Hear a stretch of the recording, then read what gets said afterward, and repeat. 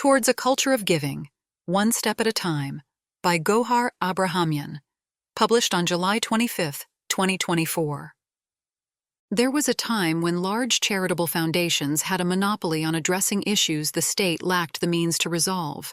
However, when the ability to raise significant amounts of money is sometimes only a post away, the culture of helping in Armenia is evolving.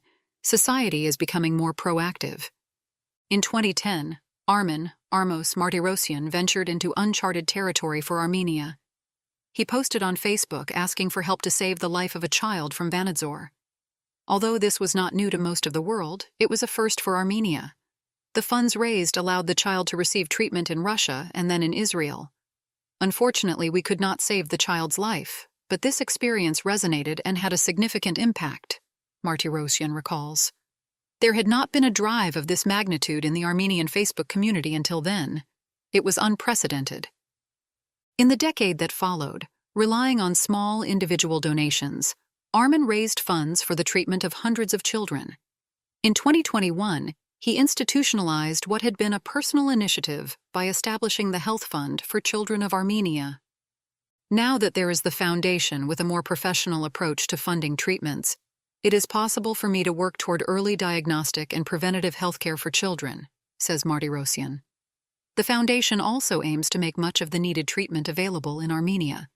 Previously, we would have to send most of the children in need of a bone marrow transplant abroad. Now, with the modest contribution from our foundation, the treatment is provided locally. Martirosyan explains that small donations from many people can have a significant impact addressing issues. Our foundation, which is one of the largest in regards to its supporter base, has received more than 45,000 donations and raised tens of millions drams in a couple of days, he says. The majority of the funds was aggregated through small individual donations. Martirosyan points out that this not only helps diversify sources and establish institutional basis, but also represents a cultural shift. From health treatment to tuition fees, providing prosthetics and rehabilitation to war veterans, renovating homes for families in need, to covering veterinary and shelter costs for stray animals, to supporting independent media outlets. The list of issues addressed through small donations is long. However, the 2020 Artsakh War and the needs identified afterward brought a change in Armenia's cultural approach to giving. Recognizing the importance of collective effort, the ReArmenia platform was created in 2021. It is Armenia's equivalent of platforms like Indiegogo and GoFundMe, offering a more centralized and systemized approach to crowdfunding than a social media plea. Gevorg Poghosyan from ReArmenia says the post-war realities showed that Armenia urgently needs to unify its existing resources, rather than primarily focusing on increasing economic impetus and improving the business environment, contrary to what he previously believed as a member of the business community for 25 years. The platform has existed for 2.5 years now and has raised more than $3 million to help more than 100 projects come to life. It has created a community of 15,000 strong, says Poghosyan.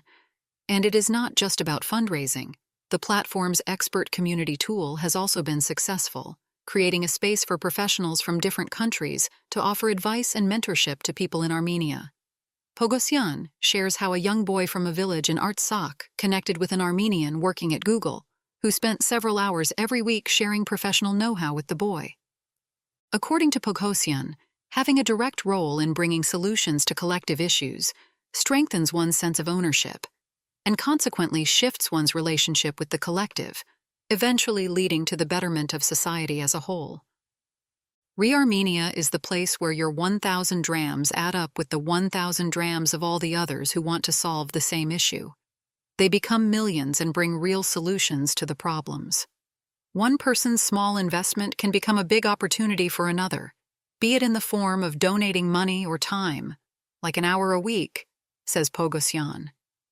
And then there is the ripple effect, the giving that keeps on giving, like the Munch Techno School. In 2021, the youth from the village of Haghort in the Martuni region of Artsakh, a village of 215 residents, decided to pursue education by bringing it closer to home. In 2 months, through ReArmenia, they raised 70 million drams, $180,000. And in January of 2022, the newly renovated and fully equipped technical school opened its doors at the Haghort Municipality Building. It offered 11 different specializations, from programming to robotics to design. The school stayed open throughout the blockade and, only months after the ethnic cleansing of Artsakh, restarted operations in the Lori and Syunik regions of Armenia, offering free education to around 400 students. It is hard to express our gratitude to the donors for the opportunity they have granted, especially to those students who would otherwise not afford a deeply specialized education, says the executive director of the school, Sasun Davidian. He explains that the initiative chooses to work in communities far from regional centers and includes students who, for various reasons, would not be able to move elsewhere to receive an education. Even though many crowdfunding platforms are widely used, the decision to opt for crowdfunding is psychologically challenging. On one side is your goal, on the other, societal judgment and cultural nuances. Isn't it degrading to ask for money from others? With everything going in the country, you are fundraising for yourself? Are some of the sentiments voiced or silently thought? Tatev Khachatryan has a scholarship covering 40% of her tuition to study in Germany. Her applications for additional funding have all been rejected. Starting a fundraising campaign was my last resort. I had to overcome myself and ask the public for help, says Tatev. She set up a campaign on ReArmenia, a site where she had previously donated to others. You often think that your input is too small, but for students like myself, those small donations turn into a rounded sum and a solution to a big problem, Tatev says. Lurking not far behind the positivity of helping collectively are questions like, where is the government in all this?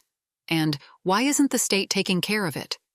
Even though the culture and nature of giving in any society is not directly linked to how developed the country is or is not, or its style of governance. The British Charities Aid Foundation has been publishing the annual World Giving Index since 2010. This index provides a unique insight into how people engage in social activities for the benefit of their communities. It looks into 3 aspects of giving behavior and asks, have you helped a stranger or someone you didn't know who needed help? Have you donated money to a charity? Have you volunteered your time to an organization? Armenia, a country that has often faced crises and received both financial and volunteer assistance, ranks among the lowest in the Giving Index. It ranked 122 out of 142 countries in the 2023 index, with 59% of its population helping strangers, but only 17% donating to charitable foundations, and a mere 10% volunteering their time. A cursory analysis of these numbers indicate that Armenians are more inclined to trust and donate to strangers than to foundations, even though foundations are obliged to offer more transparency and accountability. The Hayastan All-Armenian Fund was created in 1992 as an initiative to establish a pan-Armenian fundraising network to benefit Armenia and Armenians, ensuring the proportional and sustainable development of Armenia, Artsakh, and Armenian communities worldwide. Despite having completed more than 1,500 major projects in infrastructure, healthcare, social welfare, and the arts, public trust in the state-affiliated Hayastan Fund has not always been unequivocal. During the 2020 Artsakh War, donations to Armenia, especially to the Hayastan All-Armenian Fund, poured in from across the world, but it was not always possible to track their impact or demand transparency. At the time, Haik Hayrepetyyan from Russia donated to several fundraisers, but like many others, he had no sight of the trajectory of his donations. Soon after, he decided to create an app, Imast, translates to meaning in Armenian, that identifies and verifies trustworthy nonprofits and provides impact reports. Ani Avoyan, the community manager at Imast, says the app aims to reverse the mistrust towards charitable foundations in Armenia by offering transparency. Before the foundations are able to register on the app, they are meticulously screened. Before we partner up, we look at the organization's legal status as well as their finances. This is how we try to turn the mistrust into trust, says Avoyan. Avoyan explains that besides offering a platform to these foundations, the organization also provides advice on fundraising, assistance with designing their campaigns. Most importantly, the aim is to create a community and culture of giving. A Must was created to not only facilitate giving in crisis situations, but to also integrate them into everyday life, says Avoyan. In 2024, another initiative, the Fundraisers Club, set out to revamp the fundraising ecosystem, improve its effectiveness, and help people working in the field upgrade their professional knowledge and expand their networks. The club's co-founder and CEO Sharma Sakants says the platform is for anyone working in fundraising who wishes to learn from others. Both local and international professionals share their own experiences and seek support and counsel.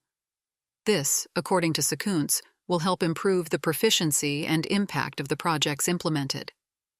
All of us are beneficiaries of the charitable projects that are being fundraised for. The fewer problems there are in Armenia, the fewer problems we all have, says Sakants. Sakants points out that during and after the 2020 Artsakh war, the field was active but also disordered.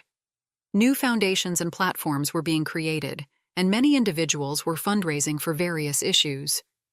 More than ever before, in the post-war period, an institution to guide the newly founded organizations was needed.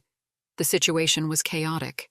At first, the focus was on addressing war-related issues, organizations doing important work, but whose beneficiaries were not directly affected by the war faced considerable difficulties. No one was interested in supporting them, says Sakants. Armen Martirosyan, of Health Fund for Children of Armenia, says they are petitioning the state to grant tax deductions and other privileges to individuals and organizations. This would provide additional incentives for people to donate and ensure fundraising doesn't only rely on people's conscience and sense of charity. Martirosyan also believes that NGOs should operate more like businesses, with strategies, paid staff, insurance, growth opportunities, and flexible management. Even though the culture of striving for significant impact through small donations is relatively new to Armenia and still has many obstacles to overcome, it has become vibrant, especially in recent years. Fundraising has become more systematic, professional, and targeted. Its platforms are more diversified and user-friendly. This burgeoning culture has the potential to become more popular and gain the trust of a wider public.